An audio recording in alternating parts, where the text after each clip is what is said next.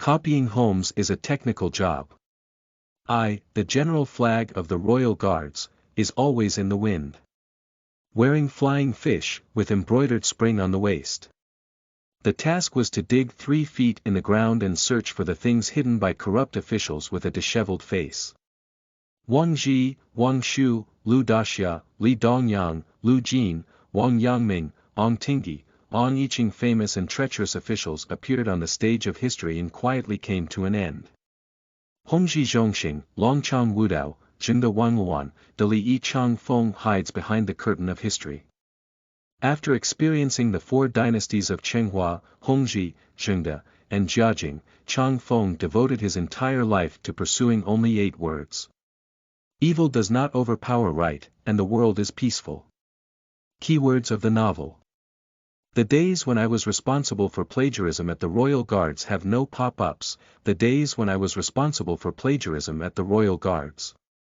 Download the complete TXT collection, and read the latest chapters on the days when I was responsible for plagiarism at the Royal Guards. Chapter 1. Copying the General Flag of the Family, Changfeng. You are listening at novelfull.audio. Chapter 1. Copying the General Flag of the Family, Changfeng. In the late Ming Dynasty, early autumn. The governor of the north town of the Genie Guard in the capital city has issued an edict outside the prison gate. A bandit song drifted out of the imperial prison. 100,000 mountains are high and high, with tongs inserted into your waist. Which girl doesn't marry me? Close the 4 doors and burn them. 20-year-old General Flag Changfeng impatiently raised his head and said to a prison guard, "Why haven't you cut off the tongue of that Guangxi rebel leader? He sings and sings all day, so hard to hear that even the tiger can't eat." Although he said that, Changfeng felt in his heart that this bandit song was quite bold. The rebel leader lives more carefree than the cautious and cautious one in every aspect. Changfeng is handsome and tall, and his flying fish suit further highlights his status. Only 100 households in the Royal Guards are qualified to wear flying fish and embroider spring. Changfeng, a General Flag, has received this honor, which must be an exceptional reward. At this moment, he is sitting on a chair at the entrance of the imperial prison. In front of him was a dog named Huzi. In front of Huzi is an iron basin. The dog food in the iron bowl is luxurious and rare, with top-quality lamb wrapped in thin silver foil like cicada wings. In medical theory, silver foil has the effects of calming the mind, calming anxiety, and calming epilepsy when consumed by humans. Eating a dog is too extravagant. Changfeng touched Huzi's head and said, "Eat quickly. Have a full meal and follow me to work later." Changfeng is specifically responsible for copying homes in the Fushur of Beijing. He is a typical descendant of a declining noble family. His ancestors were once granted the title of Marquis of Jinan during the Yongle period. Unfortunately, after 4 generations, Changfeng has become a collateral member of his faction, and his title has nothing to do with him. 3 years ago, Changfu fell seriously ill and used his life savings to buy him a position in the Royal Guards. After completing this task, Changfu passed away. Changfeng can be described as a fish in water in the Royal Guards. Over the course of 3 years, he rose from a warrior, a captain, and a small flag all the way to the overall flag. Almost 1 level up every year. Changfeng's partner, Su Guangzhou, a small flag weighing over 200 pounds, walked over. Su Pengzi squatted down beside Changfeng and stroked the tiger, saying, "Changyi, there is no dog in the world that has better food than the tiger. Every now and then, they eat lamb wrapped in silver foil. TSK, I envy them so much." Changfeng laughed and cursed, "If you can help me find the stolen silver in the criminal's residence by your nose, I also request the governor of Zhu town to have the North Bureau pay for you to eat silver foil." Su Pengzi pouted and said, "Shit. I'm afraid that if I eat too much silver foil, I won't be able to defecate. Could you please help me clear the way with chopsticks, Mr. Chang?" Changfeng is about the same age as Su Pengzi and has a good temper. Although they are superiors and subordinates, they are as close as brothers. Being together all day is just a joke. However, Su Pengzi's identity is far higher than that of Changfeng. He is the fifth-generation direct grandson of King Zhongshan Suda and the crown prince of Duke Dinghua. If his father dies one day, Su Pengzi will become the legitimate Duke of Daming. This is a fat man with a noble status. Compared to Su Pengzi, Changfeng has no title to inherit and can only rely on his own efforts to achieve success. Changfeng suddenly restrained his smile and said, "Fatty, I heard that the silly is going to give us two brothers a big job today." Su Pengzi sucked his teeth and said, "Are you going to dig big holes everywhere again? After eating the soil, you're going to eat the dust." Dealing with big tasks. Changfeng and Su Pengzi have completely different attitudes. Changfeng enjoys doing big tasks. Because he can make great achievements. Only by making great achievements, advancing step by step, and reaching high positions. He won't have to endure the shame of being divorced anymore. Su Pengzi has a title to inherit, but he has little interest in meritorious service. A big job usually means carrying a pickaxe to dig 3 feet in search of the criminal's family wealth, leaving a disheveled face. Compared to handling cases, Su Pengzi prefers to stay in the duty room, take a nap and fish, and then go to Yangzhou Street in the south of the city to touch the buttocks of his beautiful sisters. Changfeng gave a bitter smile and said, "Fatty, you are truly a fortunate person. You are also a person who has accumulated virtues from your ancestors. You can reincarnate, but I am a collateral member. You only need to lie down to live a lifetime of prosperity and prosperity. But I have to grit my teeth and climb up." Changfeng is telling the truth. To live up to the expectations of my deceased father, in order for my younger sister to marry a good family in the future, in order to avoid being arranged at the children's table during the ancestral worship banquet in the Chang family, he must work hard in the genie guard, rise steadily, and achieve success. Changfeng and Su Pengzi chatted aimlessly about their leisure time.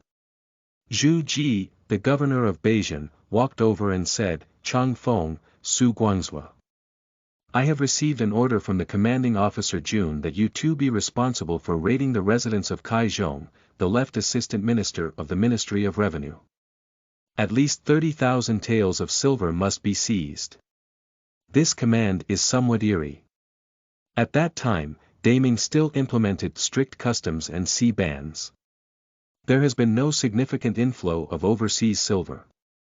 In addition, with the decline of the Qinghua dynasty's national strength and financial constraints, 30,000 taels of silver is a huge astronomical figure. The royal guards plagiarize their homes, emphasizing the principle of leaving no trace behind. Any amount of wealth that a criminal has must be found and confiscated. But when did you first determine the amount of stolen silver and then send someone to steal it? What if Kai Shilang's family doesn't have 30,000 taels of stolen silver? Zhu Ji added, "If you find less than 30,000 taels of stolen silver, it will be a disadvantage for the two of you. Hand over your waste token and drive out the royal guards. Take a sip of cool air from the constant wind." In the Jini way, the commanding officer Jun Ling is the heavens. Never joke. To say expel is to expel.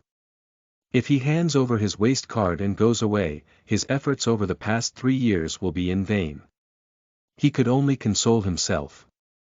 In today's court, from the spring medicine 2 princes, in the imperial household department, to the paper paste 3 elders, in the cabinet, to the 6 clay sculpture 6 shangshu, in the 6 departments, and the washing birds and imperial censors, in the imperial censorate, everyone has become corrupt.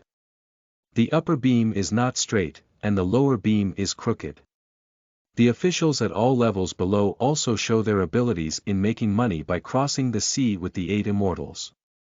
Kai Shilang, who had just committed suicide in the imperial prison, was in charge of the warehouse, salt affairs, and Baoquan in the Ministry of Revenue.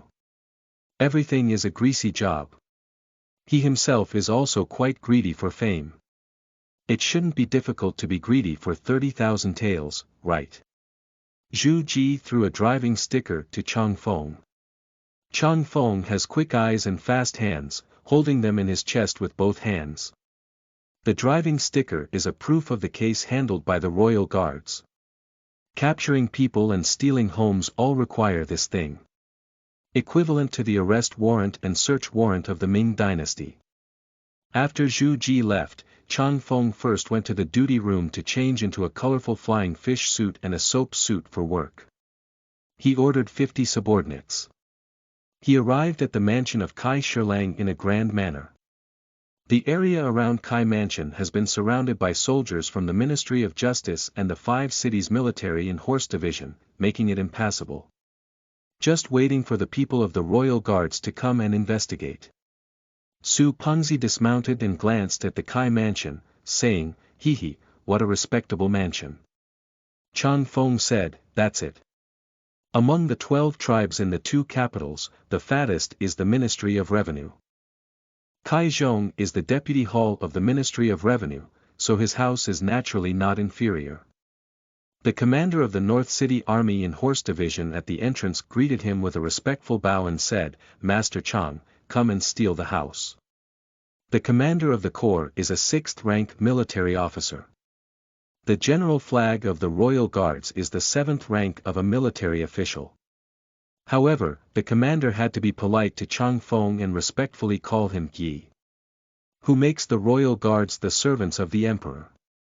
Changfeng showed the driver's license to the commander, and then led Hu Zi and 50 subordinates into the Kai Mansion in a grand manner. Open copy. End of this chapter. 2. Chapter 2 Opening and Copying. You are listening at novelfull.audio. Chapter 2 Opening and Copying. The officials and wealthy households of the Ming dynasty generally stored silver in 8 types. Cellar storage, wall storage, eave storage, liang storage, well storage, manure storage, board storage, and different storage. This is called 8 songs. Never change without its roots. Copying a home usually starts with checking the criminal's bedroom. Changfeng led the dog, Huzi, who was eating silver foil to Kai Shirlang's bedroom. Huzi is sniffing left and right in the bedroom. Suddenly, it piled up under the bed in the bedroom. A burst of fierce barking. Huzi is a good helper of the Changfeng family. Eating lamb wrapped in silver foil before work is to make it remember the taste of silver. Su Pengzi said, "Hey, what a tiger. You didn't eat silver for free and defecate. It seems there's something under the bed." Changfeng remained calm and composed, first shouting, "Tiger son, come out." The tiger jumped out from under the bed. Changfeng took out a cloth bag from his pocket. In the cloth bag is a uniquely shaped ring made of copper, iron, and silver in proportion. This ring is in the shape of a treasure bowl and is called the treasure ring. Changfeng put on the treasure ring and crouched under the stepping bed. He lightly tapped the floor with his precious ring. The dong treasure ring makes a strange sound. With this strange noise, Changfeng judged that there should be a silver cellar in the hollow underground. He crawled out and ordered Su Pengzi, "Call 10 warriors. Lift the stepping bed into the courtyard. Be careful when lifting it, don't knock it." Su Pengzi was impatient and said, "Why bother with that? Just use 2 axes and chop the bed." Changfeng placed his hand on the edge of the tug-of-war bed and stroked, "You, the Duke and Crown Prince, are not short of silver. I tell you, our 50 brothers under our command rely entirely on this tug-of-war bed for this month's wine money." Su Pengzi was puzzled and said, "Is this broken bed so valuable?" Changfeng said, "How about you, the Duke and Crown Prince, not being diligent in your work? This is made from authentic Huanghua pear seasoned ingredients. It can sell for 60 taels of silver on the market. These layers of bedding on the bed are made of yunjin, which can also be sold for 30 taels. There is a great rule for the royal guards to plagiarize their homes. Those who dare to secretly hide 1 or 2 stolen silver should use their left hand to strike their left hand and their right hand to strike their right hand. This is to confiscate all the dirty silver. Of course, the so-called confiscation of public funds means that those who hold official positions have some points, while those who hold subordinate positions do not. For example, the Jinyi Wei copied this Kai mansion. The stolen gold and silver can be divided among the hundreds to thousands of households, the town governor, the commanding officials, the commanding colleagues, the commanding officers, and the various lords of the East Factory. After passing through layers of wild geese and plucking their feathers, they will be handed over to the Ministry of Revenue and transferred to the National Treasury. No score for households below 100. But it's not without benefits. All wooden furniture, porcelain decorations, and bedding inspected do not need to be registered. Changfeng usually sells these miscellaneous items to second-hand merchants in the south of the city, exchanging them for silver and distributing them to his subordinates. The way to promotion is to serve the top and win over the bottom. After 3 years of honing in the royal guards, Changfeng has become well versed in this art. Su Pengzi listened to Changfeng's words and called out 10 warriors, lifting the bed out of the bedroom. Subsequently, 10 warriors carrying pickaxes walked in. Su Pengzi smiled and said, "Master Chang, we're going to dig 3 feet in the ground. The dust will definitely fly and our faces will be dusty. I'll go out and rest for a while and take a break." Changfeng said, "Go away. Remember to prepare a wet towel for us to wipe our faces." Changfeng spat a mouthful towards his left and right hands. "Take the pickaxe handed over by Li Shi." He smashed fiercely at the bluestone slab on the ground. Everyone started working together, and after 2 incense sticks, all the bluestone slabs under the bed were pried open, revealing the yellow soil below. Huzi ran over again, barking wildly with his front paws on the yellow soil.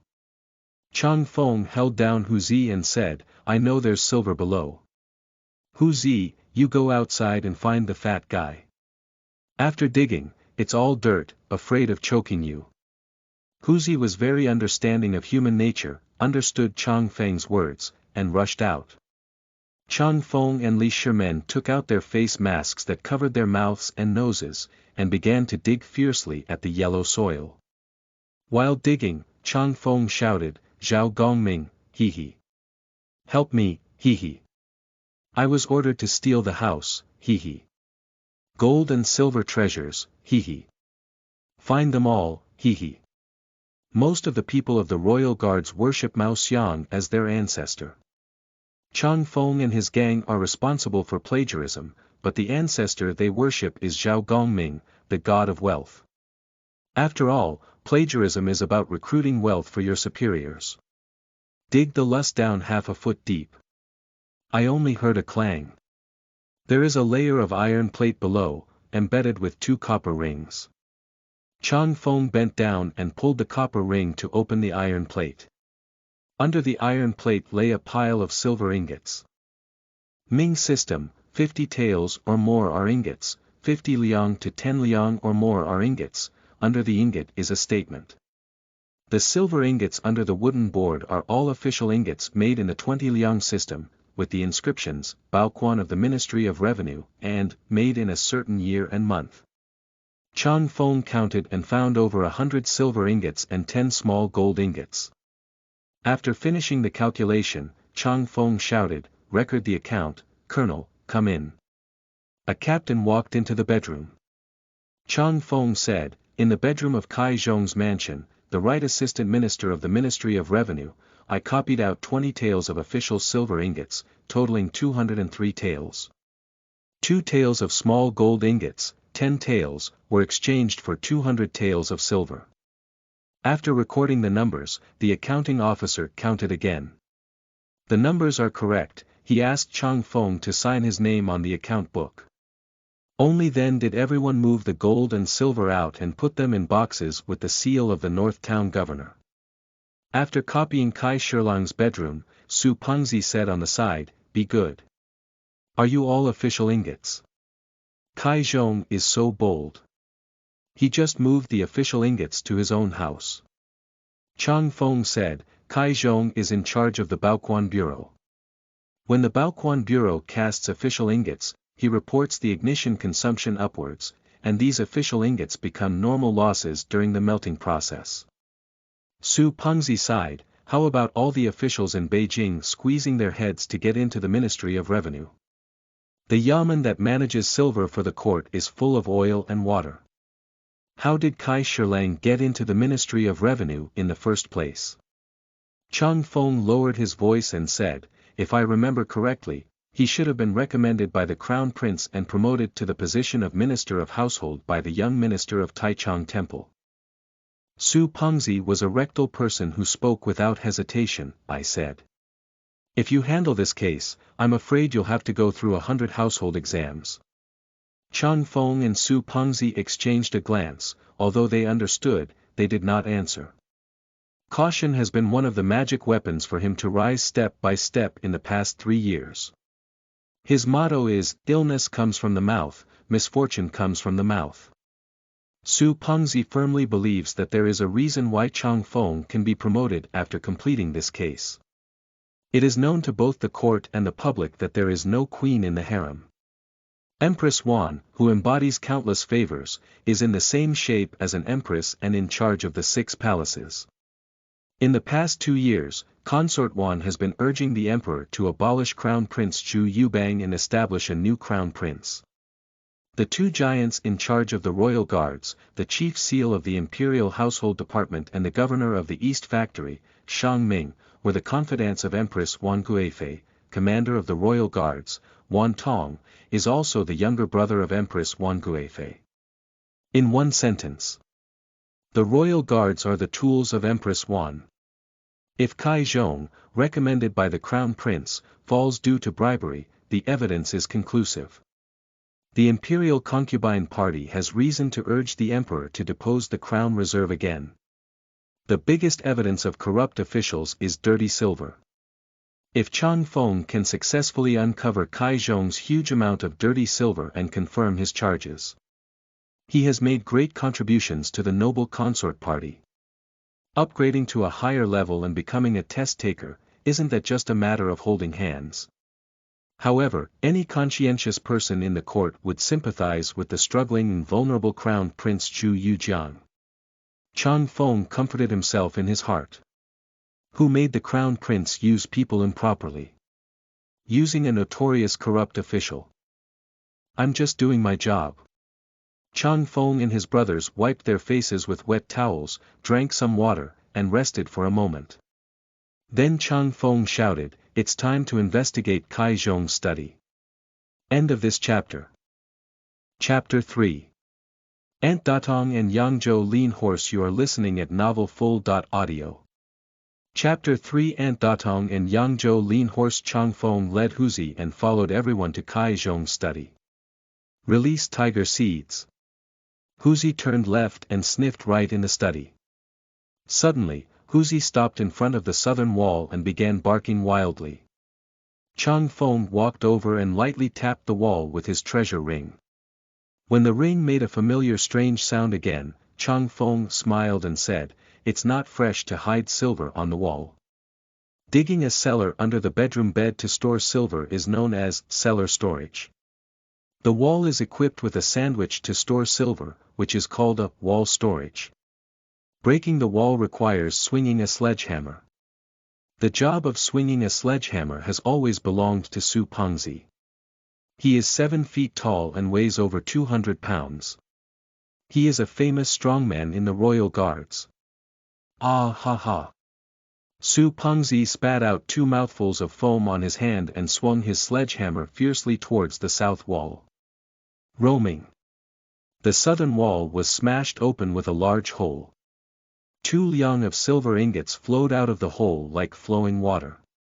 Ding, ding, ding. Every silver ingot falls to the ground and makes a crisp sound. Su Pengzi continued to work hard and hit 10 more hammers. The entire southern wall was smashed open. Inside, there is a pile of 2 tails of small silver rhymes neatly stacked. Changfeng picked up one and saw that the signature under the small silver ingot was Fuyuan Hao Zhu. Fuyuan Hao is one of the 3 major banks in Beijing. It seems that these silver coins are not official silver, but market silver. Su Pengzi said, market silver. It seems that it was not obtained from Kai Zhong's corruption, but from bribery. This is what is being discussed. Embezzlement of official silver, bribery of market silver.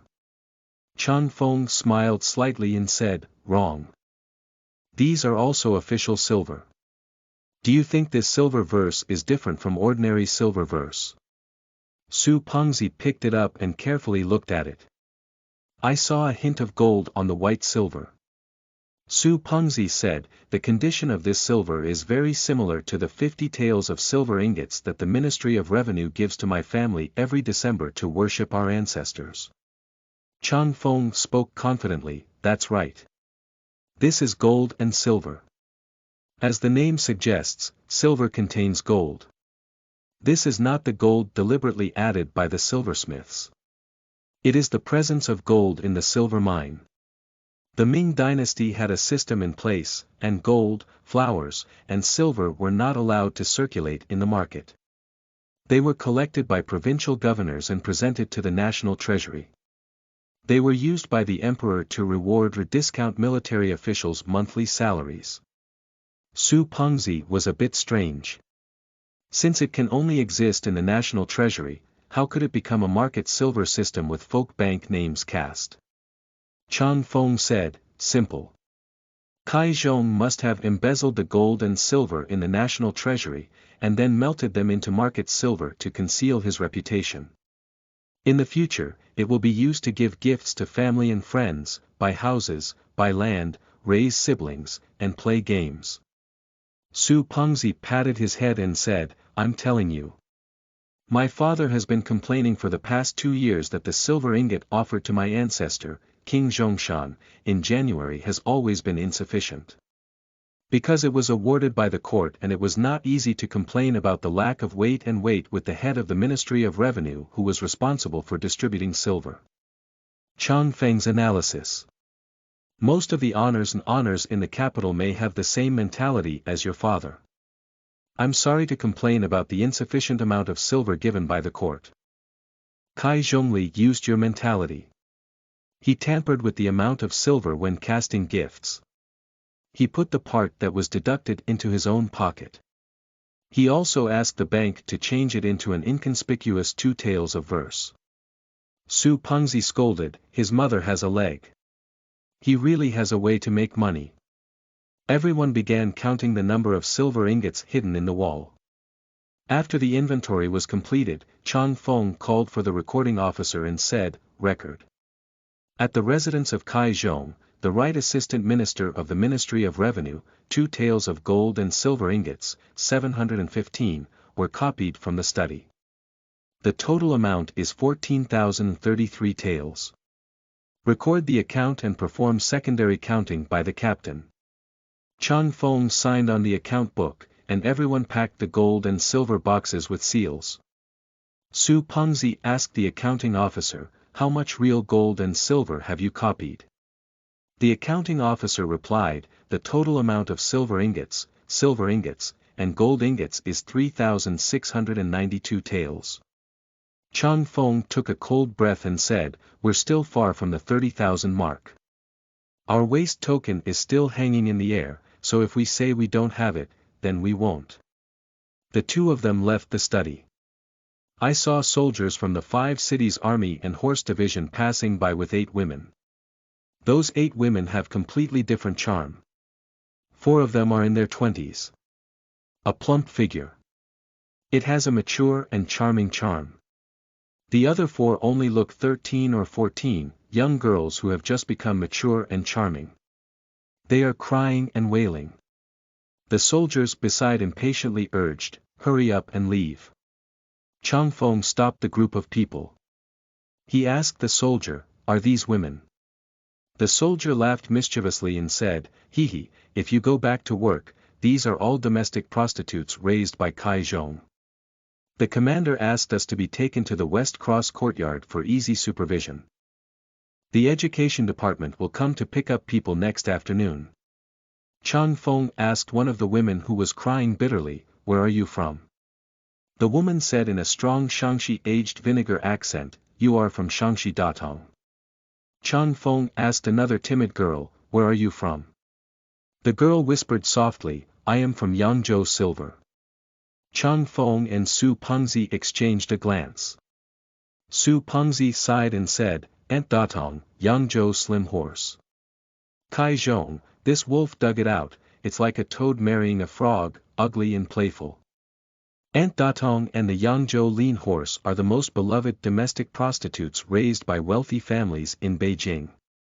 In this era where women are no different from goods, beautiful women are often traded as goods. Aunt Datong, as the name suggests, is a Datong woman. Human traffickers bought them when they were 10 years old. Sit in a jar every day. Human traffickers will select jars that match their age and have the girls sit with their legs around the edges of the jars. They sit in jars for more than 3 hours every day. This lasted for a full 6 years. These girls will experience different developmental conditions than ordinary people. 6 years of sitting in a jar, completion. They will become qualified Datong aunties. Being sold by human traffickers to the capital and Jiangnan. The literati praised the great harmony aunt and said, "The doors are stacked, and the winding paths lead to seclusion." The rough people's evaluation of Datong aunt is basically just one word from the Ming and Qing dynasties to modern times: women should never be called mother. In law, in Datong. If you shout, a big pussy can hardly run away. On the market, the sales contract for a Datong ant ranges from 200 taels to 300 taels. Yangzhou Slender Horse is a 5-year-old girl selected by Yangzhou's EP1-10. I have been learning piano, chess, calligraphy, painting, and singing and dancing since childhood. By 13, if one adheres to the 7 standards of thin, fragrant, small, sharp, curved, upright, and soft, and can recite poetry in painting, dance like a fairy, and dance like a beam for 3 days, they will become qualified thin horses. On the market, a selling contract for a Yangzhou skinny horse requires 300 to 400 taels. In addition to Aunt Datong and Yangzhou Lima, there are 2 other schools of flower industry in Daming. Aunt Mount Taishan and West Lake Chuanyang. The 4 major schools basically dominated the Ming flower industry. Changfeng said to the soldiers, "If the education department comes to pick up someone next afternoon, tell them that these 8 women, the royal guards, have been detained temporarily. Let them wait."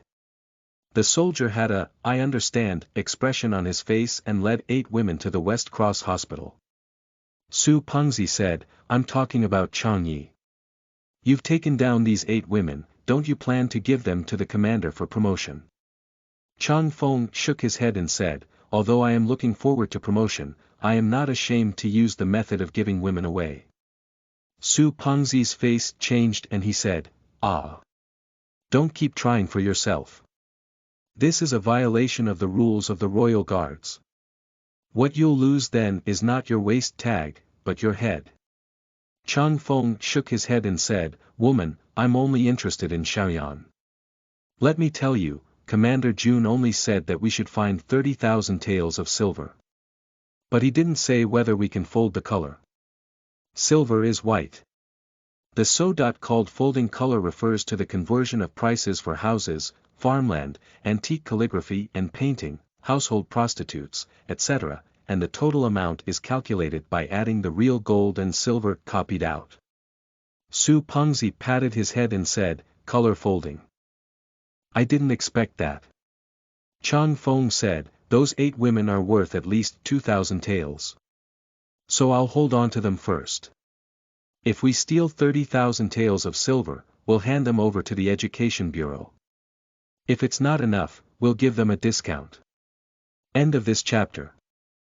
Chapter 4.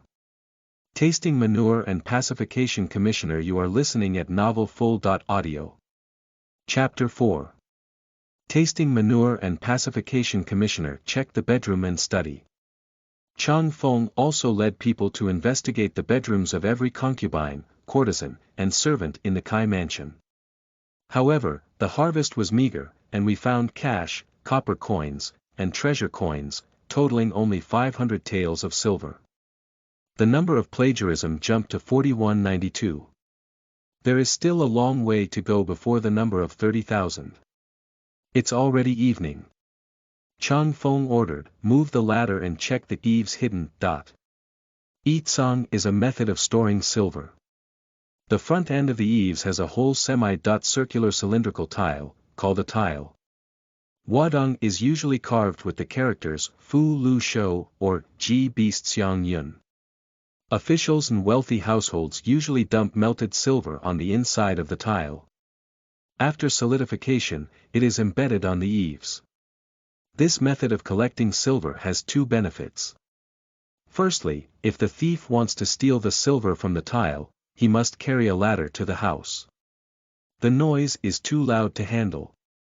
Secondly, it is said that a tile filled with silver can ward off evil spirits in a house.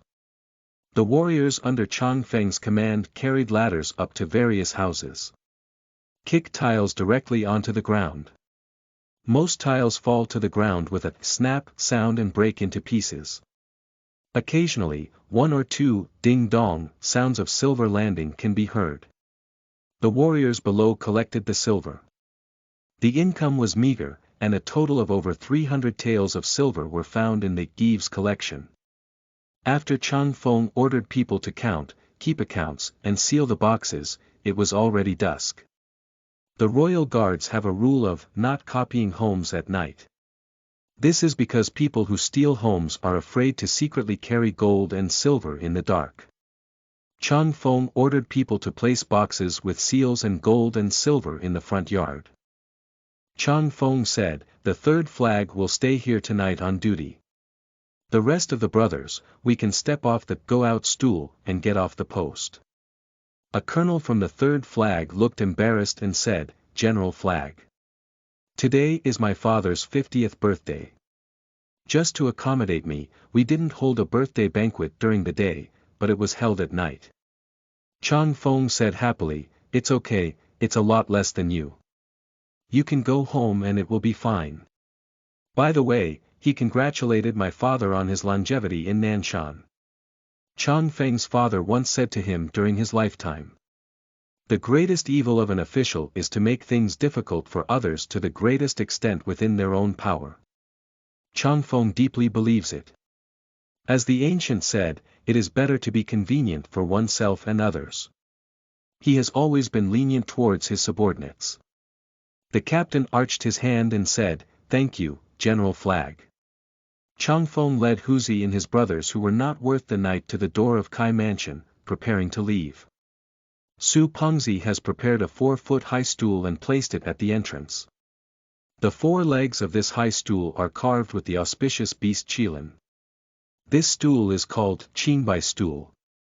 Changfeng and his subordinates began to undress one after another, leaving only a pair of dirty pants. Changfeng took the lead and walked to the innocent stool. "Raise your hands above your head, raise your legs high, and step over the clean bench. At the moment of crossing the stool, clap your hands. Pop." This is the rule learned by the soldiers of the Imperial Guards and the treasury of Taicang. Check if anyone is carrying silver coins. It is early autumn, and the weather is already a bit chilly in the evening. But the rules of crossing the clean bench must be followed, and clothes must also be taken off. Even in the depths of winter, one must suffer from the cold after completing the household theft. Step over the innocent stool. Changfeng and others began to dress. Su Pengzi said, "Master Chang, don't frown. Worry about your butt." Changfeng said, "You have a title to inherit, so naturally you don't have to worry. Now the number of 30,000 has just gathered over 4,000. If I lose the waist token of the royal guards, I will become a useless person. How can I still marry Xiaoyan?"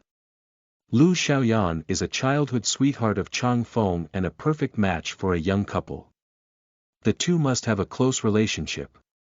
Lu Xiaoyan's father has been clinging to the cotton pavilion elder, Liu Jin, in recent years. In the officialdom, he rose steadily and was promoted to the position of North Zhili governor. Lu's father gradually looked down on Changfeng, who had lost both parents and no family background, and unilaterally broke up his engagement. Su Pengzi said, "Are you still thinking about your smiling lady?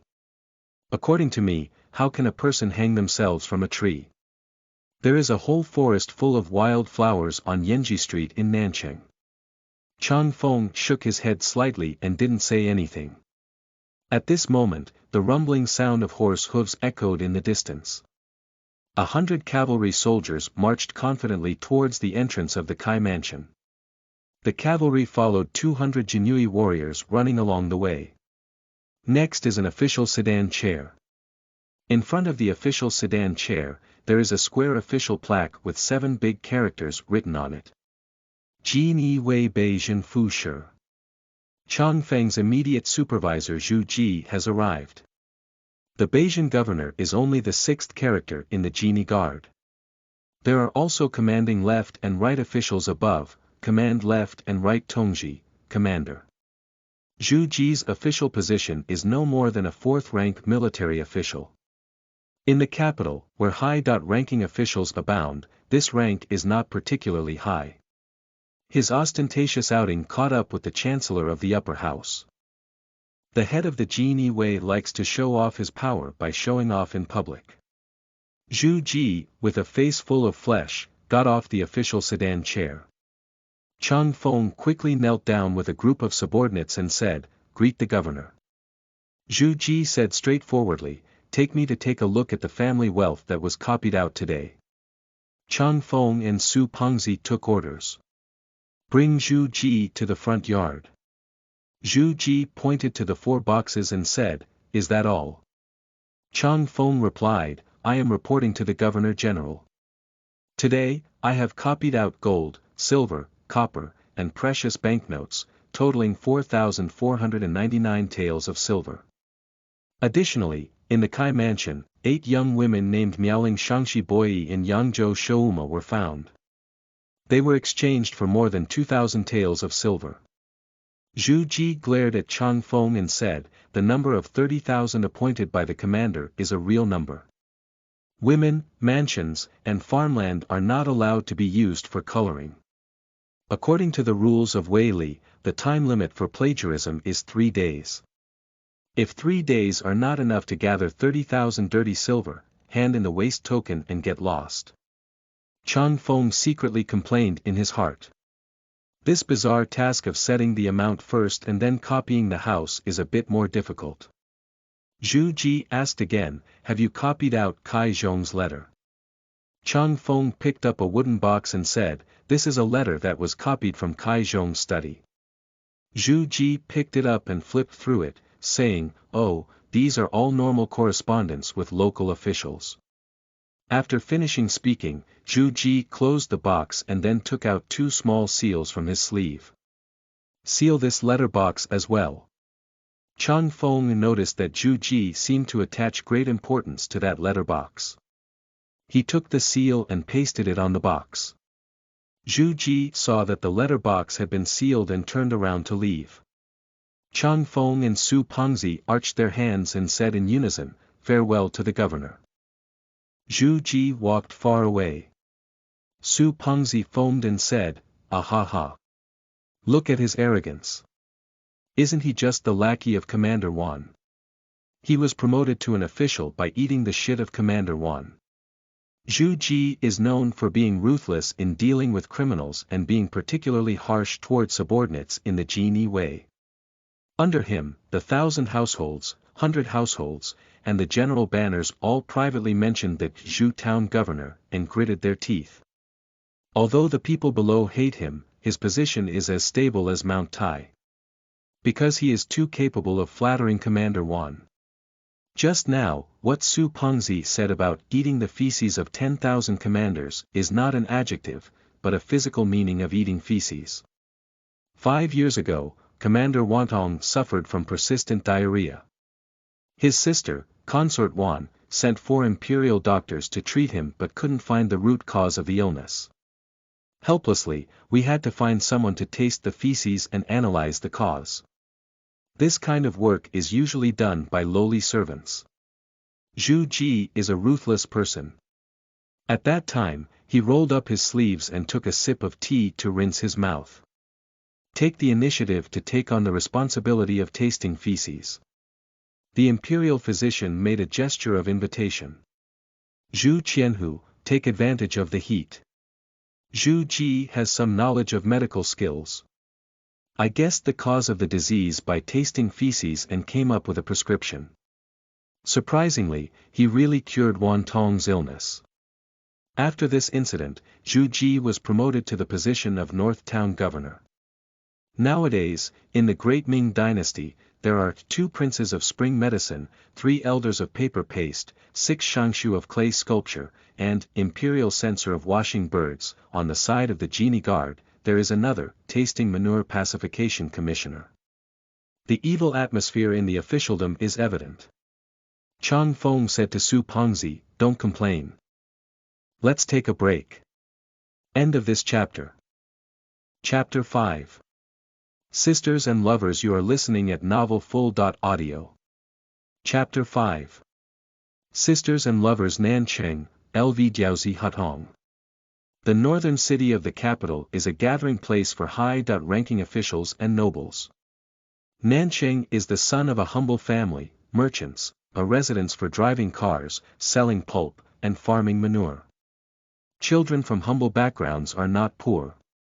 It refers to the declining noble and noble children, who have no noble status to inherit. For example, there is a constant wind. In later generations, it is often said that it is difficult for a humble family to produce a noble son. In fact, it confused the poor with the poor. A humble family must have at least one door. At least in the capital, there needs to be a unique courtyard house. In the words of future generations, there must be a villa within the third ring road. After falling off, Changfeng led Hu Zi to the entrance of the alley, where it was already the top of the willow branches on the moon. The night market in the capital is very prosperous. There are dozens of stalls, big and small, on a street outside LV Jiaozi Hutong. Bingtanghulu are coming. Pig head and meat are fragrant. The crisp sound of selling can be heard across 3 streets. Changfeng bought a jin of pig's head meat, 2 jin of cakes, and a bingtanghulu. Ask the 3 vendors to wrap their lotus leaves separately. Tie it with a rope. Carrying it into the donkey hanging alley. Changfeng's home is located deep in the LV Jiaozi Hutong, in a tidy courtyard. That is the only property left by his father to him and his sister. A woman surnamed Huang was hired at home to take care of Changfeng's 6-year-old sister, Tang Tang, during the day. Tang Tang is playing with a sheep crutch in the yard by the night. Huang Pozi stood beside her and watched.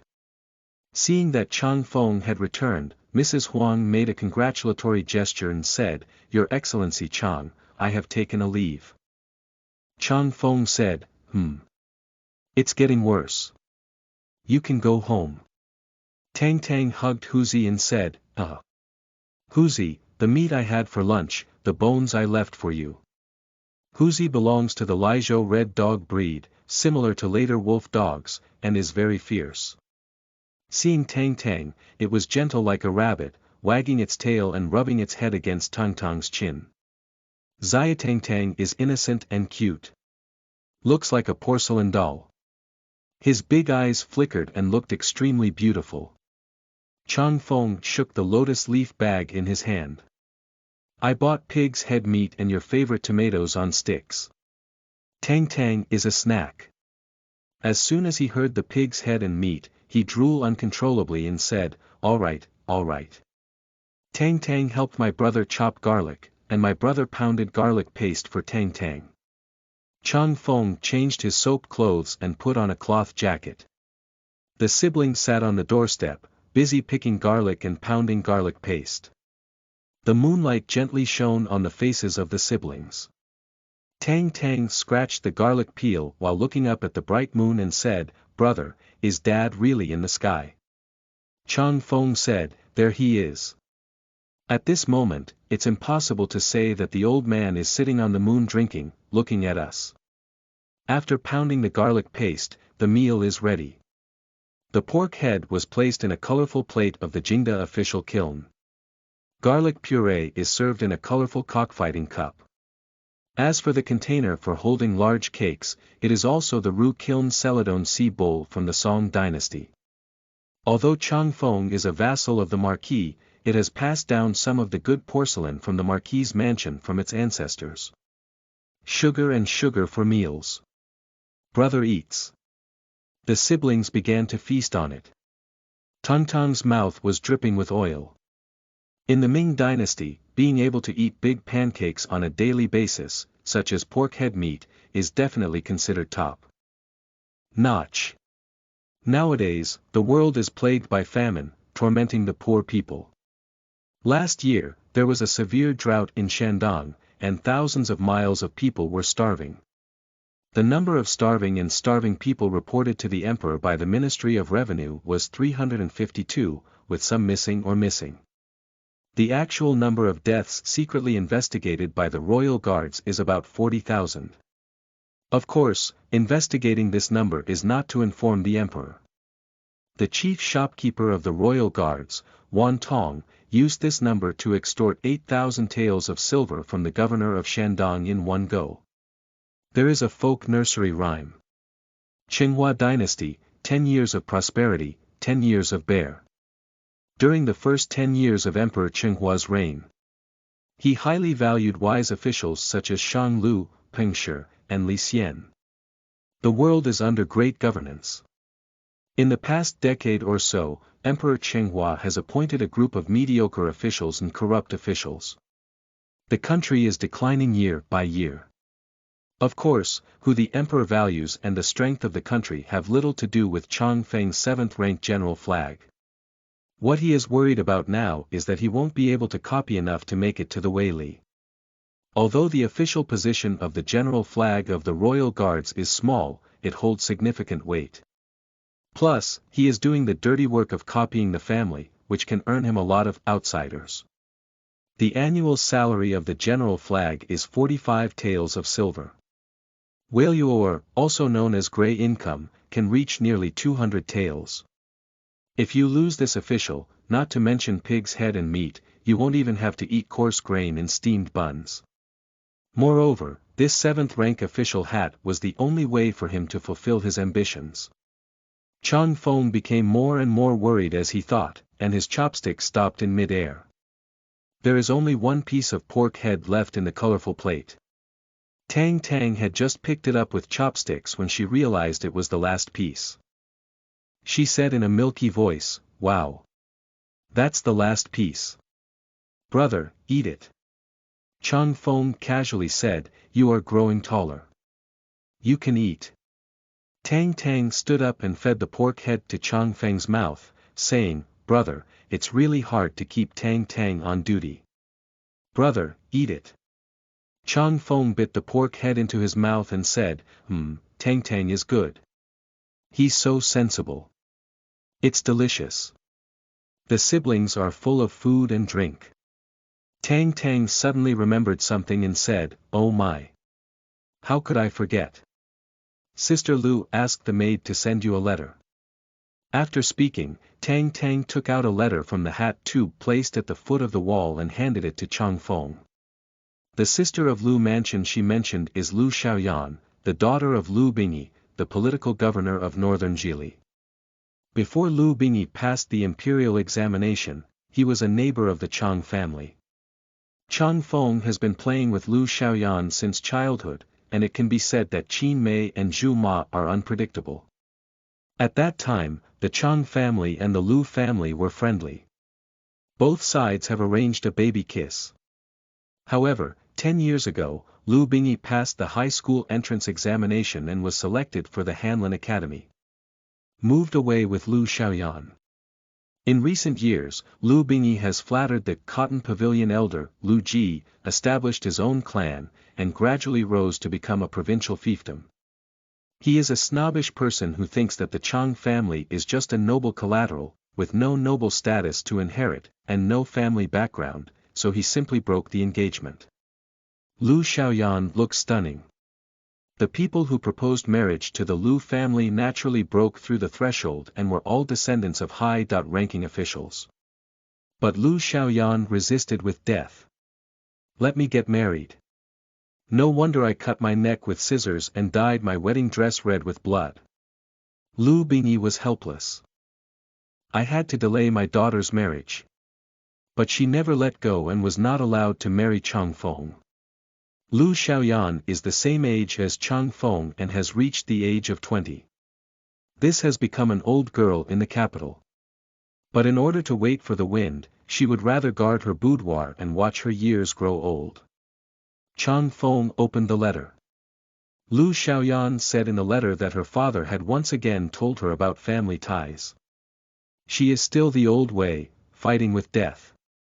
This door naturally turns yellow. She asked Changfeng to work in the genie guard with peace of mind, to seek promotion as soon as possible, so that he could propose marriage to her father and marry her. Changfeng gave a bitter smile after reading the letter. Still soaring. It's a matter of whether the waist tag of the royal guards can be guaranteed or not. Changfeng thought to himself, unfortunately, Kai Zhong used to be a poor official in Taichung Temple.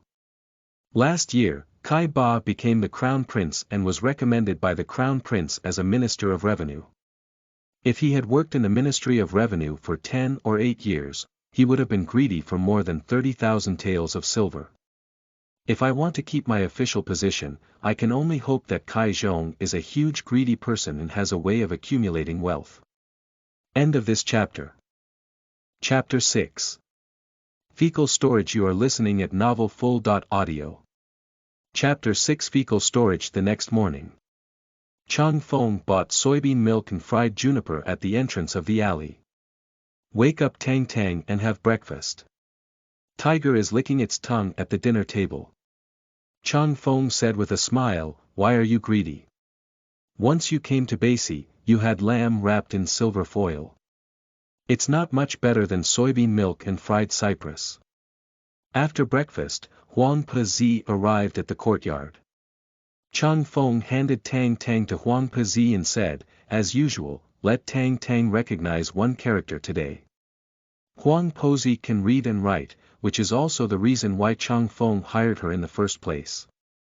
Nowadays, Tang Tang can write its own name, Changtian, and also recognize more than 300 characters. Changfeng led Huzi and arrived at the Fusher in Beijing. I went to the Baihu responsible for Jianmao and signed my name first. Then he arrived at the entrance of the imperial prison. The food of Huzi is the responsibility of the kitchen soldiers in the imperial prison. The chef has prepared a pound of lamb wrapped in silver foil. In the imperial prison, the rebel leader's bandit song came out again.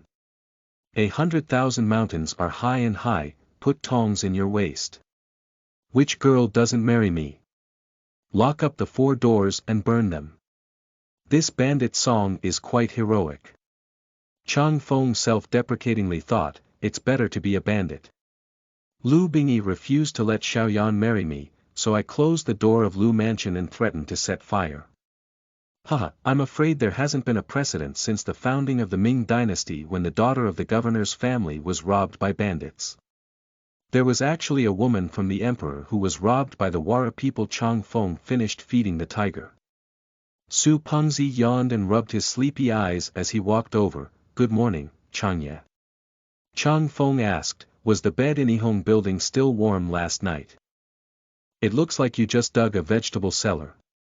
Su Pengzi said, vegetable cellar. Last night, Fat Master, I clearly dug a dungeon. If I can't do it anymore, I still need to go to Yihong building less. Changfeng joked, don't bother. You're so lazy like a pig. You're just going to Yihonglu, which consumes energy, sweat, and lose weight. Tasting feces, pacifying envoy Zhu Ji came to the two of them. Pay respects to the Governor-General. Zhu Ji said coldly, give me your 2 waist tags first. If you can find 30,000 taels from the Kai Mansion, I'll give you the waist token. If you can't get 30,000 taels today or tomorrow, don't take the waist token. In the words of future generations, Zhu Ji is a bad boss who is very good at using KPIs to pressure people.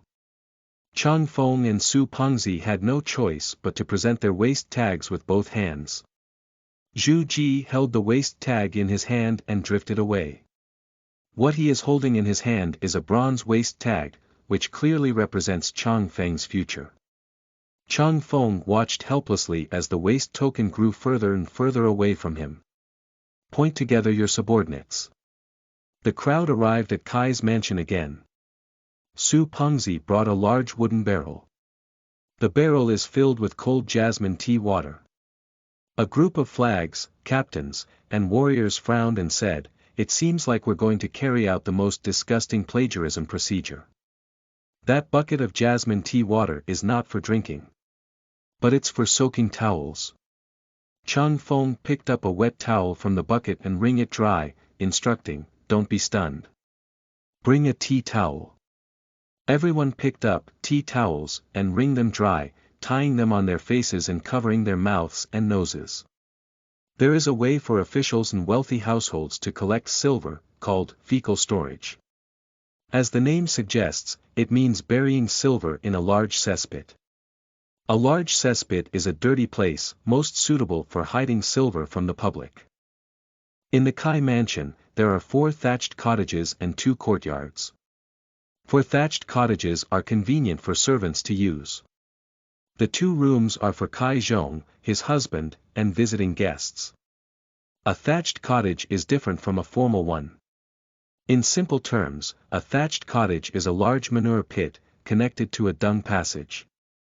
Gongfang, on the other hand, is a dung pit covered with wooden boards, which are connected to gong buckets.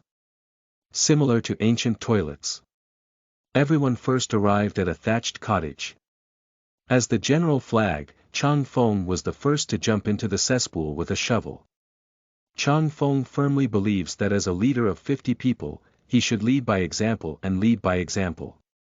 Otherwise, why make the brothers convinced and work hard for him? 10 warriors also jumped into the cesspool with their shovels. Changfeng braved the stench, waving his shovel and digging down with his brothers. I dug 4 thatched cottages in a row, one of which was a humble abode, but I got nothing.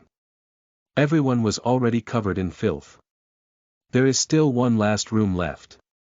Changfeng glanced at Su Fatty and said, "Fatty, it's time for your 5th flag to jump down." Su Pengzi furrowed his brows into the character, Chuan. He exclaimed in a high voice, "The wind is howling and the water is cold. Brave men jump into the cesspool and will not return it. Brothers, roll up your pants and legs." Su Pengzi's words made all the brothers burst into laughter. Changfeng first had someone lift the wooden board of Gongfang. "The big cesspool is right in front of us." This time, Su Pengzi jumped down first. Like a fat maggot roaming in the sea of feces. Changfeng and 10 warriors followed closely and jumped down. The shovel dug down 1 foot. Clash. Su Pengzi shouted, "Master Chang, I've shoveled something. We have stock." After a pillar of incense, a large iron box was dragged out of the gong room by a group of brothers using thick hemp ropes. Changfeng has been copying his family for 3 years and is someone who has seen money before. He estimated that the iron box was filled with silver and should be around 1,000 taels. A little is better than nothing. However, at the moment of opening the box, Changfeng and a group of subordinates were dazzled. As soon as the sun shines, a golden light reflects from the box. The box is filled with gold ingots. Changfeng wiped his hands and counted the number of gold ingots. There are a total of 52 gold ingots. Each piece is in the shape of 20 taels. A total of 1042.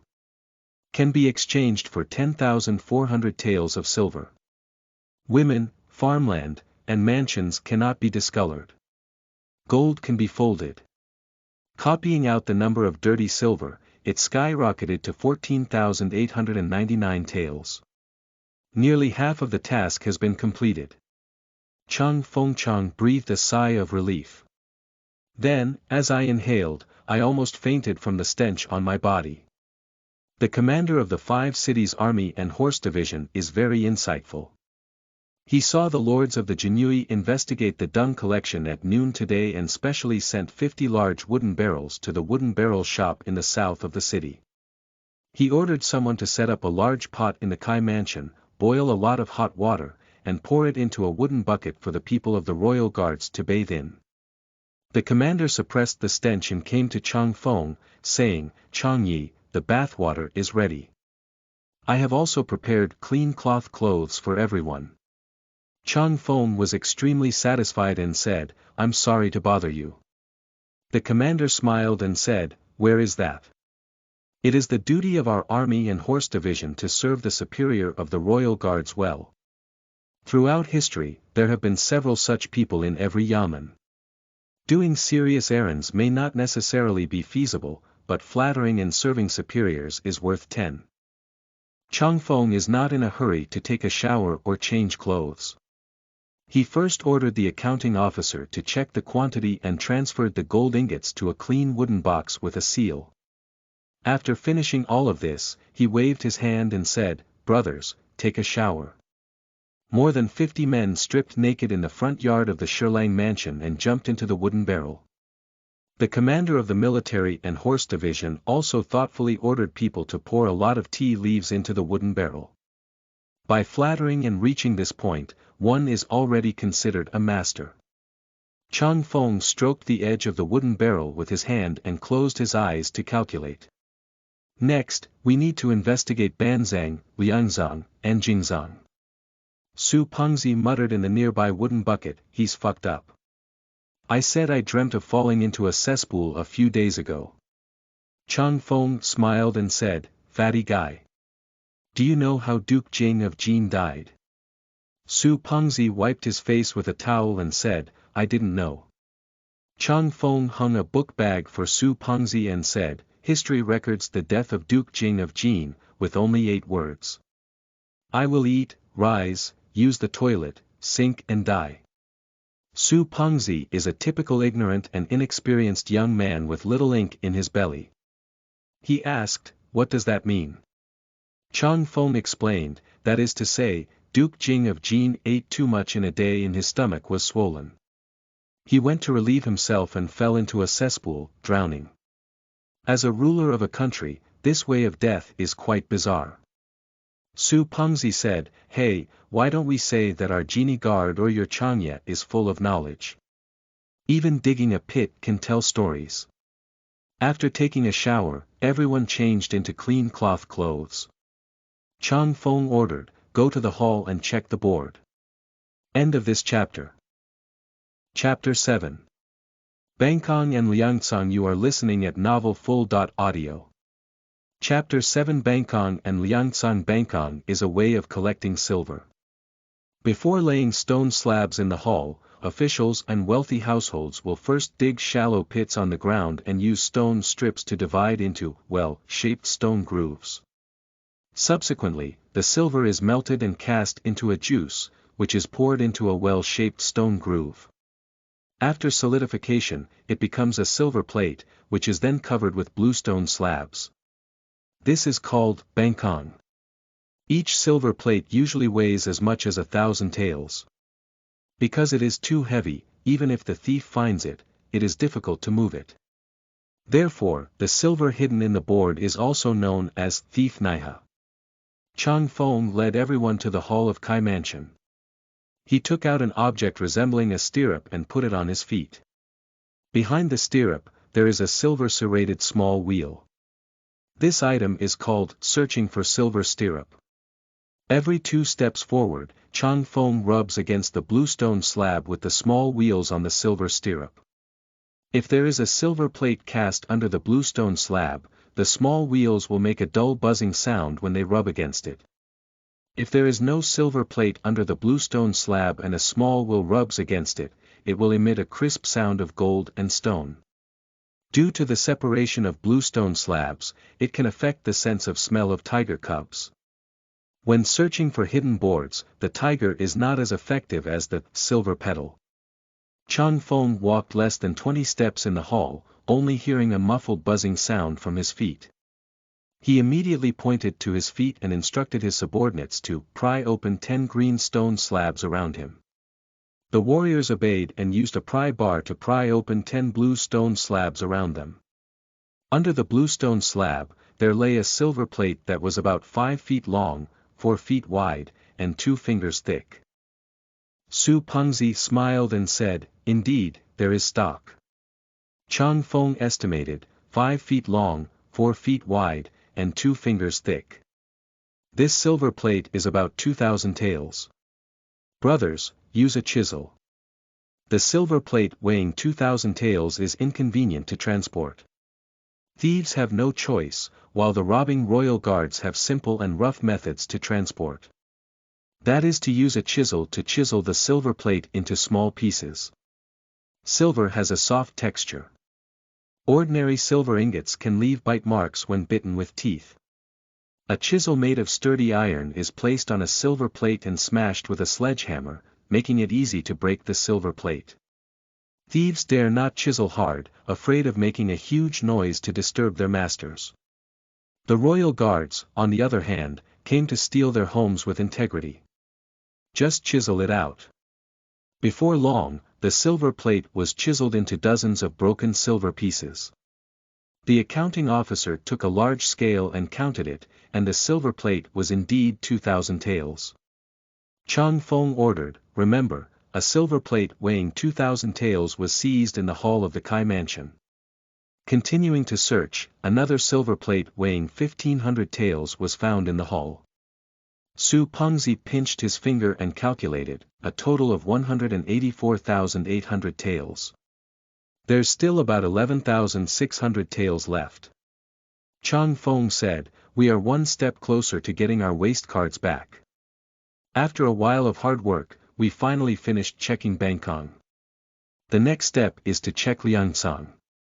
Everyone jumped into the cesspool early in the morning, without much appetite, and didn't have lunch. They started checking Liangcang directly. Liangcang, as the name suggests, is the storage of silver on the beams of a house. It can both conceal wealth and ward off evil spirits. Changfeng divided his 50 subordinates into 10 teams, each with a ladder, and searched on the beams of each room in the Kai mansion. The first thing to check is the beam of the lobby. Changfeng climbed the ladder and found a wooden box on the beam of the house. He first tied the rope onto the beam of the house, then tied the wooden box and slid it down. Su Pengzi opened the wooden box and shouted to Changfeng, "Do you still have any goods on top?" There are only 2 silver ingots in the shape of 100 taels in the wooden box. Changfeng said helplessly, "It's gone." He descended the wooden ladder and looked at the 2 silver ingots. "I saw 2 silver ingots engraved with the words Nafu. Unfortunately, Kai Shirlang put in a lot of effort to cast a lucky ingot, but was unable to receive it and instead brought disaster. In the end, he ended up committing suicide in the imperial prison and his mansion was raided. The warriors under Changfeng's command continued to gain and discovered many Liangzangfu ingots. Changfeng and Su Pengzi went to the bedroom of Kai Shirlang's favorite concubine, Zhu.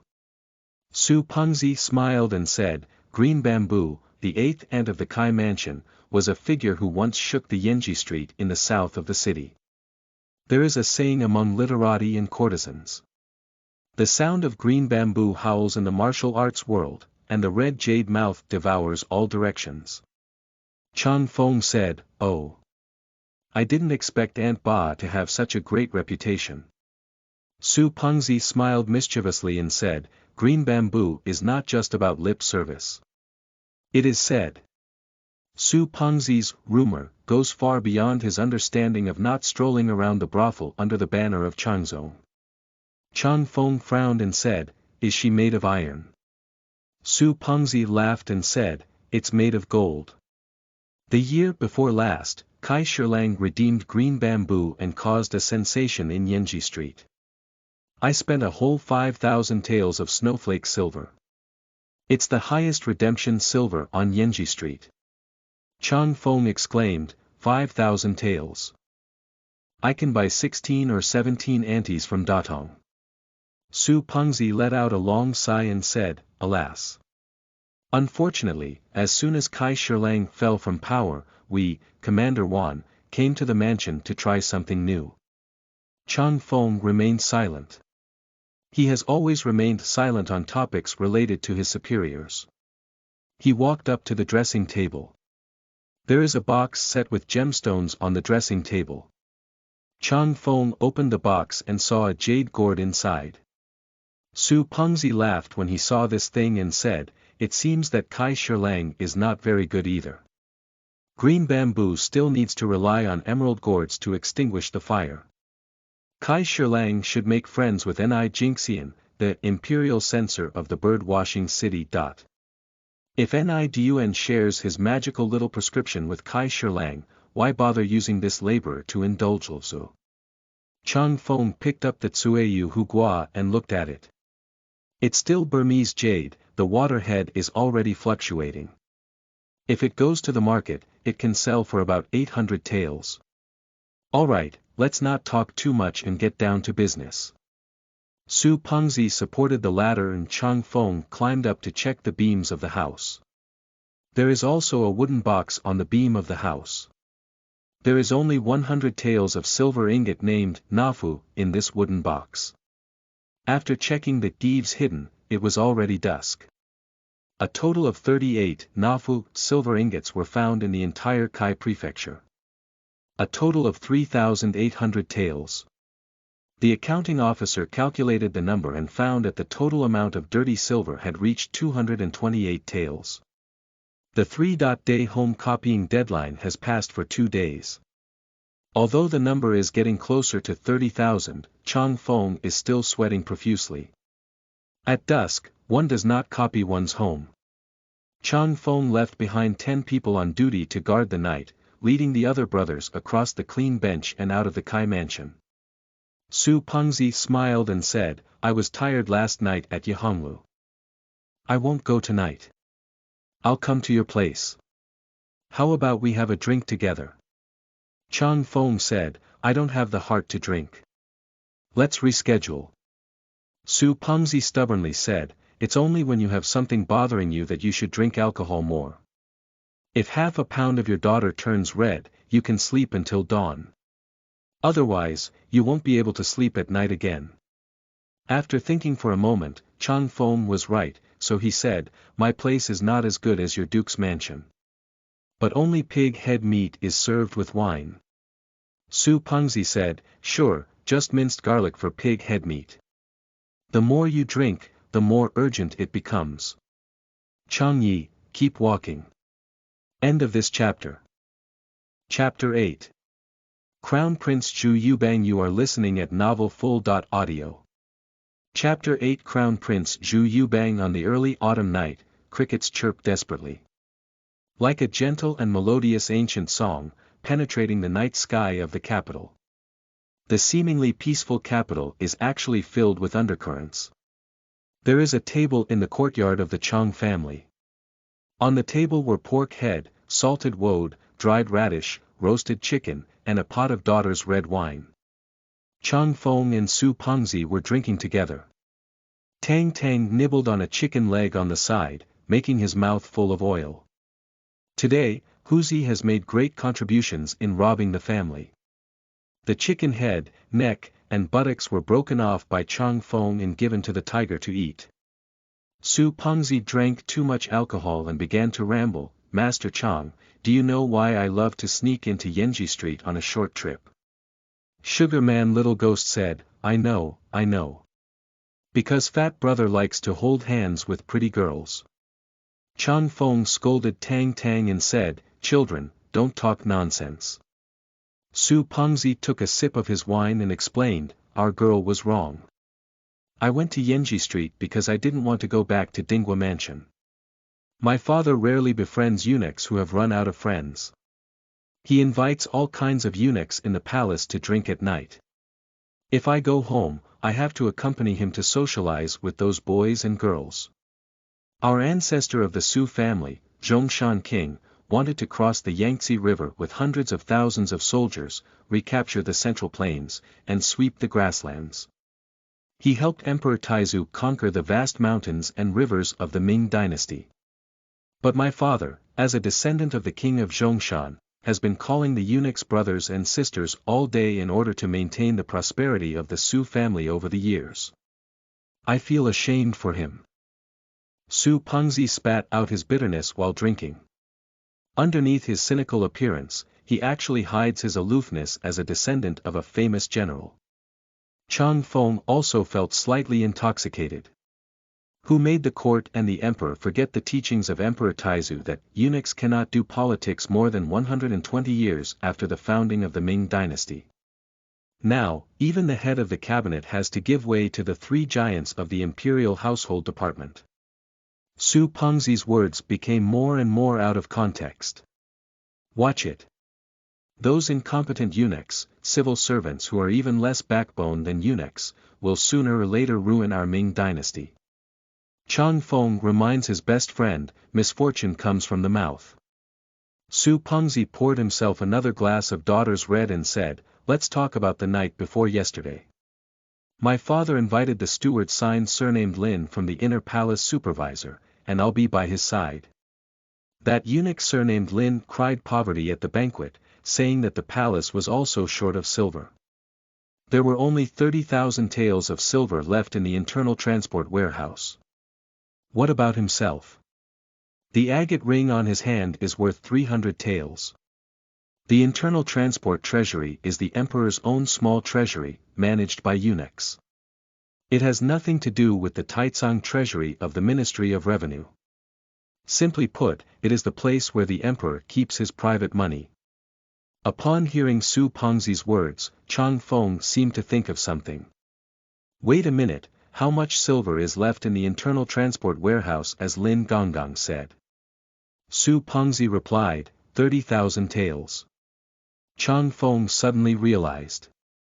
Why did the chief shopkeeper of the royal guards, Wan Tong, issue a strict order to steal 30,000 taels of silver from Kai Zhong's mansion? He secretly thought to himself. If Kai Zhong, recommended by the crown prince, were greedy for silver, he would be the top emperor's treasury. The emperor must still be furious. Empress Wan can take the opportunity to blow a pillow breeze and have the emperor depose the crown prince. Members of the imperial concubine party can also use this pretext to request the establishment of a new crown prince. Oh, I see. Changfeng is now a pawn of the imperial concubine party plotting to depose the crown prince. Pu Tong. Su Pengzi is a good drinker, but he has a small tolerance for alcohol. He collapsed on the table like a dead pig. Changfeng calculated in his heart. It seems that this time, for the sake of my future, I can only be a villain once. Put a stone on the already weak crown prince. The Forbidden City, Jingren Palace. 17-year-old Crown Prince Zhu Yujiang sat alone in front of the desk, playing with a tambourine. That is the only relic left by his birth mother, Lady Ji Shufei. Zhu Yujiang is a hard-earned crown prince. His mother is just a palace maid in charge of keeping accounts in the treasury. 18 years ago, Emperor Chenghua was fortunate enough to be pregnant with Zhu Yujian after drinking alcohol. At that time, Consort Wan was the uncrowned ruler of the harem. The palace people privately referred to her as the imperial concubine of the broken sun and the unprecedented sun. In the physical sense, having no offspring and no offspring. Consort Wan gave birth to a prince herself and died young within a few months. If she doesn't have a prince, she won't allow other women in the palace to give birth to a prince. Whether it is a concubine in the harem or a palace maid, whoever is pregnant with the child of Emperor Chenghua will send eunuchs, either forcibly have an abortion, or directly kill them. No one in the palace dared to inform Emperor Chenghua of this matter. Because everyone in the palace was afraid of being cruel and ruthless, and she was blessed with countless favors. Miss Ji is pregnant with a dragon seed, so Empress Wan will not let it go. She sent a trusted eunuch to abortion Miss Ji. At the beginning, human nature is inherently good. The trusted eunuch realized his conscience and let Miss Ji go. Miss Ji successfully gave birth to Zhu Yujiang. Although born, the news cannot be announced. Once it reaches the ears of Empress Wan, the only thing waiting for Zhu Yuchang in her childhood is death. The tragic experience of Miss Ji and the usual reverse actions of Empress Wan have united the palace maids and eunuchs. Compassion and hatred helped the palace people overcome fear. They concealed the news of Zhu Yujiang's birth together. They placed Zhu Yujiang and her son in an abandoned wooden house in the palace. Since Zhu Yujiang became sensible, his mother has told him not to leave the door of the firewood shed. Otherwise, waiting for him will be a devil who eats people and doesn't spit out bones. At that time, Zhu Yujiang could only catch a glimpse of sunlight through the cracks in the window. Until the age of 5, things changed. When Emperor Chenghua asked a eunuch named Zhang Min to comb his hair, he felt sad about his age and lack of offspring. Zhang Gonggang saw that the time was ripe. I told Emperor Chenghua about the existence of Prince Zhu Yuchang. Emperor Chenghua was overjoyed. Bringing Zhu Yujiang to his side, the father and son recognized each other. Zhu Yujiang's birth mother was also granted the title of Ji Shufei. The devil in Ji Shufei's mouth, who eats people but doesn't vomit bones, has also found the door at this moment. Upon learning of this matter, Empress Wan became extremely angry. Under my nose, there is actually a prince who lived to be 5 years old. Kill! Kill! Kill! In less than a month, both Lady Ji Shufei and Duke Zhang died inexplicably. Fortunately, Empress Dowager Zhou, the grandmother of Zhu Yujiang, took timely action and brought him to be raised by her side. Normally, Zhu Yujiang would take a sip of water, and Empress Dowager Zhou would test the poison with a silver needle. I'm afraid that Empress Wan will poison me. In this way, in a cautious manner, Zhu Yujiang grew up and was appointed as the crown prince. Because Emperor Chenghua already had his first prince, Empress Wan had no choice but to stop her act of cutting off children and having no grandchildren. Then, 11 princes were born with a crackling sound in the palace. Empress Dowager Zhou is keeping a close eye on the situation, making it difficult to succeed in the assassination attempt. Consort Wan understands that if a young man who has a grudge against her for killing his mother becomes the emperor of the Ming dynasty in the future, she will undoubtedly die. Therefore, in recent years, Empress Wan Guifei has instead encouraged Emperor Chenghua to abolish the crown prince and establish a new one. A fat and bulky eunuch walked up to the crown prince Zhu Yujiang. The crown prince put away his tambourine. The chubby eunuch's name is Huaiyan, and he is one of the 3 giants of the inner palace, serving as the ceremonial supervisor with a pen. As an aside, only 3 virtuous eunuchs were recorded in the biography of eunuchs in the history of Ming dynasty. One was Li Fang from the Jiajing dynasty, and the other was Chen Ju from the Wanli dynasty.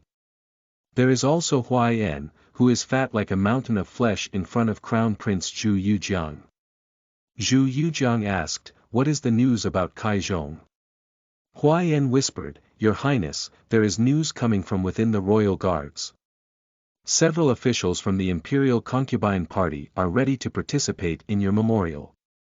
The memorial states that Kaizhong, whom you recommended, embezzled more silver than the internal carrier's inventory. The heir should be deposed due to improper personnel." Zhu Yujiang was taken aback and said, "They want to kill me." Huaiyan said, "Your Highness, rest assured. The insiders of the royal guards will resolve this matter for you." Zhu Yujiang asked, "Who exactly is the insider of the royal guards you mentioned?" Huaiyan arched his hand and said meaningfully, "Your Highness, if you are not confidential, you will lose your position, and if you are not confidential, you will lose your position. If you are not confidential, you will become harmed." Zhu Yujiang let out an "Oh." Stop questioning who the insider is. End of this chapter. Chapter 9. Good practice in the public gate. You are listening at novelfull.audio. Chapter 9 Good Practice in the Public Gate. The morning sun is rising. Changfeng pushed Su Pengzi, who was snoring like thunder, and said, "Fatty, get up. Today is the last day of the deadline for plagiarism." Changfeng, who was insignificant in the capital, had already realized that he was caught up in a shocking political trend. He, like everyone else in the world, sympathizes with the crown prince who is suffering hard. But for his own future, he had to become a pawn for others to attack the crown prince. The pawn has been pushed across the river by the chess player and there is no turning back. The only thing he can do now is to copy enough to 30,000 taels on the last day to keep his waist token in the royal guards. He comforted himself. In life, there are always a few things to do that are not worth it. Changfeng had breakfast with Su Fatty and Tang Tang. Not long after, Mrs. Huang arrived. Hand over the younger sister to Huang Pozi, and Changfeng and the other two will leave the courtyard. They will lead Huzi and go to the genie guard to point Mao first. Walking to the entrance of LV Jiaozi Hutong, a fortune teller walked towards him. The fortune teller is waving a banner. The banner reads, "I have known for 500 years, and I have known for 500 years. Changfeng glanced at him and couldn't help but laugh. His tone is really loud. The fortune teller reached out his hand and stopped Changfeng, saying, "Two adults, please take your time." Changfeng asked, "What's up?" The fortune teller muttered in his mouth, "Tai Chi gives birth to 2E, 2E gives birth to 4 Xiang, quick and easy to coax." "Ah. I see the two officials' seals shining brightly. Today is a day of seeking wealth and gaining wealth. Unfortunately, wealth does not belong to oneself, but there must be a step up in the career path." Changfeng secretly thought to himself, this guy's words of fooling the ignorant woman are really wrong.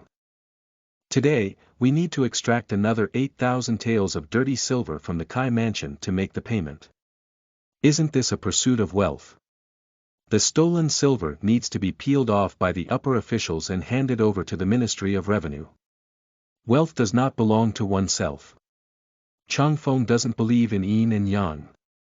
But he still asked, "Where is wealth?"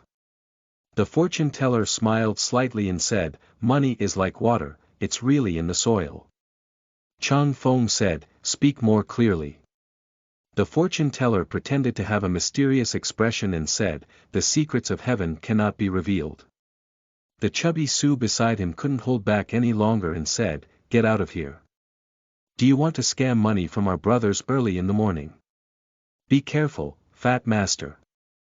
I'll say hello to the Yamen guards in Shuntian Prefecture and lock you in the toilet of the mansion's prison." The fortune teller wisely turned around and left. Su Pengzi said to Changfeng, "The flesh of this old coffin, even if you scam money to pick eggplants, you won't even look at the old and tender ones." Changfeng said, "Don't mention it, this scammer is full of nonsense and has been quite fooled." The two of them went to the Genie Wei and ordered Mao, feeding the tiger. Tasting the dung to pacify the envoy, the bad boss Zhu Ji came to the two of them again. Zhu Ji said coldly, "Commander Wan has changed the order of June. Su Pengzi, as a duke and crown prince, sometimes doesn't behave very well in front of Zhu Ji." He smiled happily and said, "The commander is kind to you. Even if we don't steal 30,000 silver, we won't give up our job." Zhu Ji glared at Su Pengzi and said, "No. The commander said that if you two don't copy enough 30,000 silver, it means you are sheltering corrupt officials. People who shield corrupt officials are not only unworthy of being the royal guards, but even unworthy of being ordinary people. Su Guangzhou has a title to inherit. If he is expelled from the royal guards, he will no longer be held accountable. Changfeng has no title to attack, so he will be sent to exile in Datong. Although it is early autumn morning, the weather is slightly cold. Cold sweat still oozed from Changfeng's forehead. What's going on? Copying less than 30,000 will not only cut off my future, but also my life path. Zhu Ji said lightly, remember. By today's you share 30,000.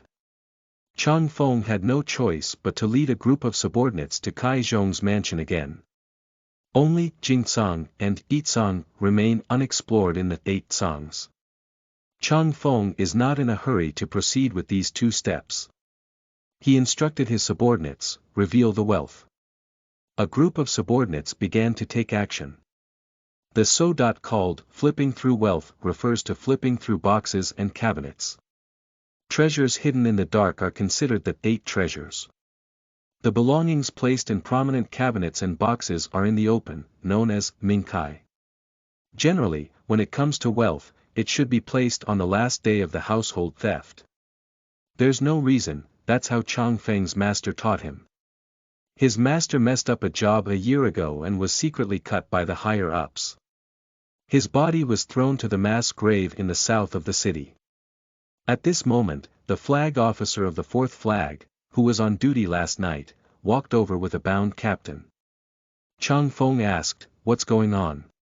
Xiaoqi replied, "Shirweni is such a cowardly and lecherous person. Last night, when he went to urinate, he took a wrong turn and turned 7 or 8 to the west courtyard of the prostitute in Guansai mansion. There was a Datong ant colluding with him. He didn't hold back. He took care of the matter in the firewood shed. When he was doing things, he was barking like a donkey, and the ant Datong was barking like a wild cat in spring. It alarmed the night watchman of the 5 cities army and horse division. Please also hand him over to the Nanjing governor's office for handling." Changfeng remained silent, staring at Captain Shi. The female relatives of the criminals who have fallen asleep for custody should be sent to the Nanjing Fushi, who is in charge of the law and discipline, for punishment according to family rules. The crime of beheading. However, Shi Xiaowei's elder brother is an official of the Rear Army Commander's office. 2nd-rank military officer in the court. If Shi Xiaowei's hands were often windy, he would be escorted to the Nanjing Fushi and lose his head.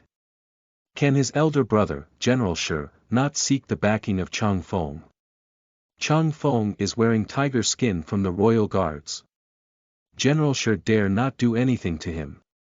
But what if I don't have enough to copy 30,000 tales today, get stripped of my tiger skin, and be sent to Datong to exile? General Shi is in charge of the border army.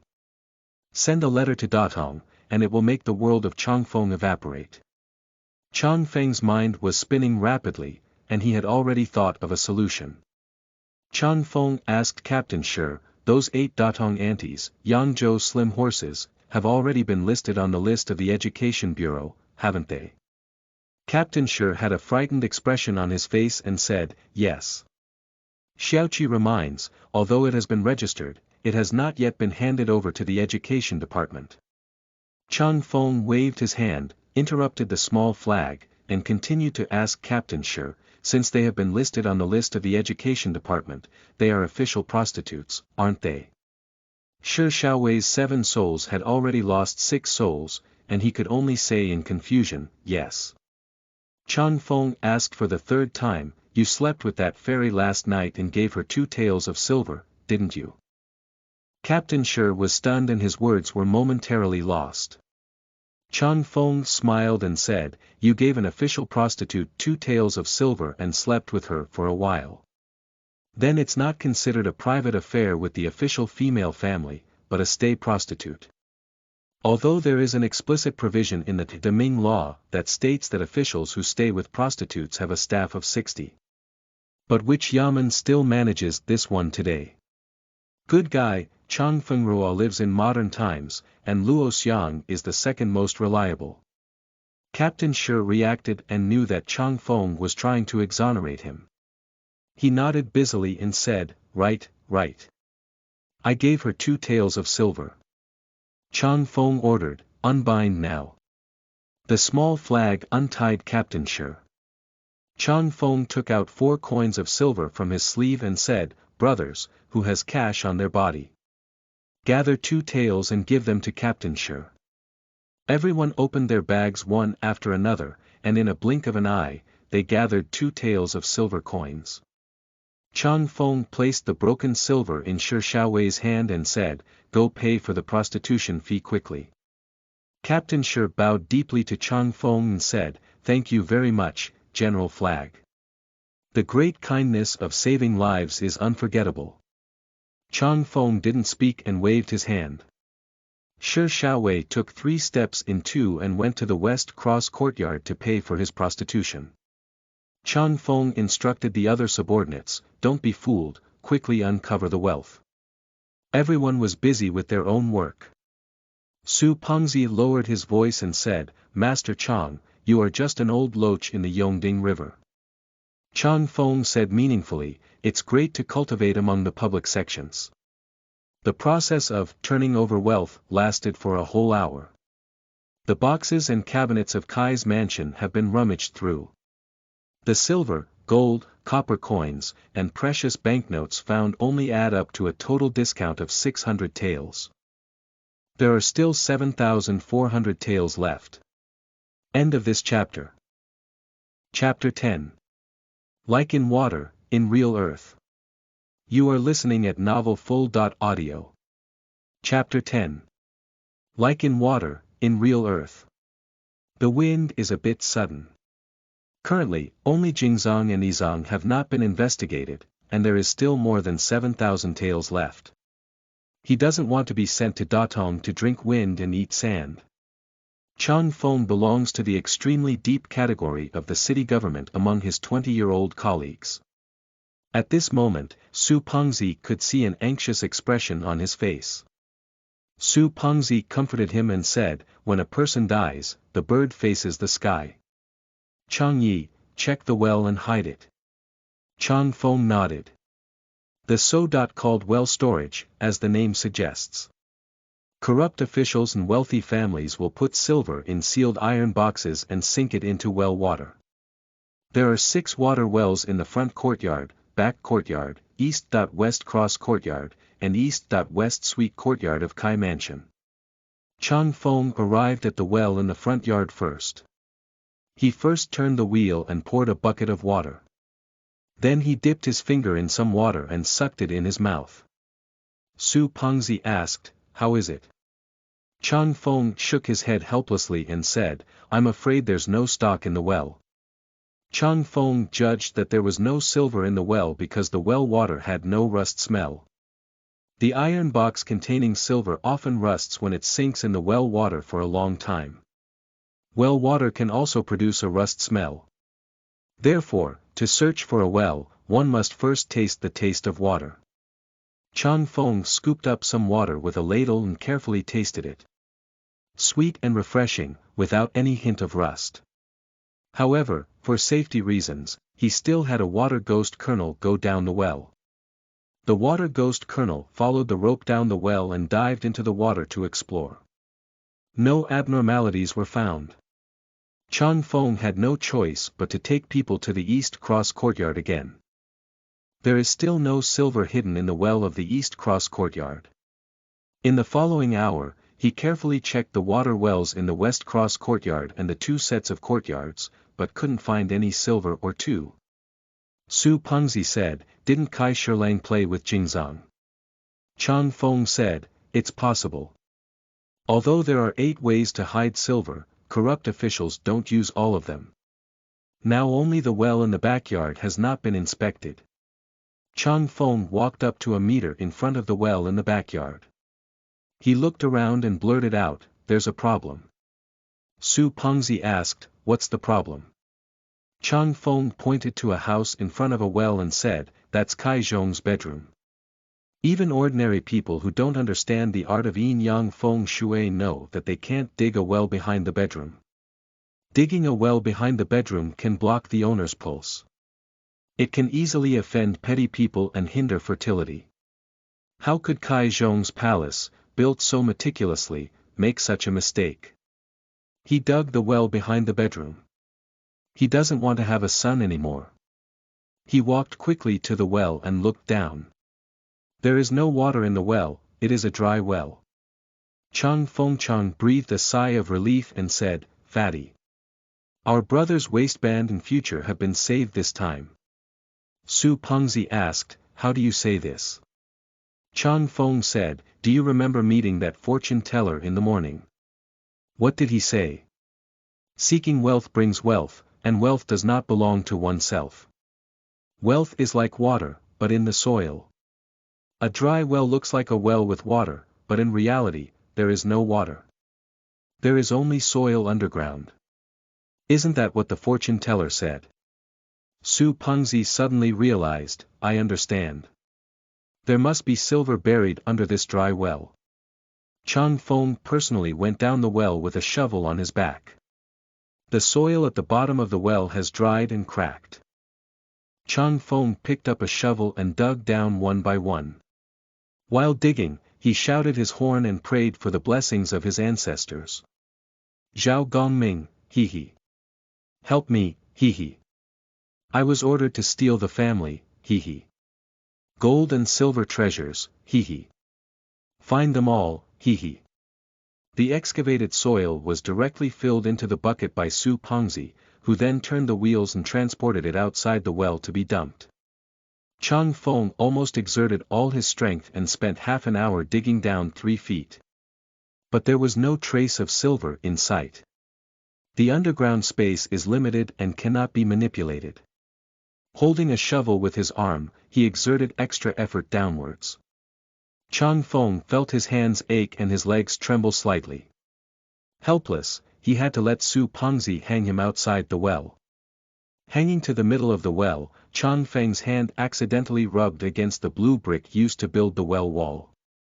The back of my hand was scratched, so it's not a big deal.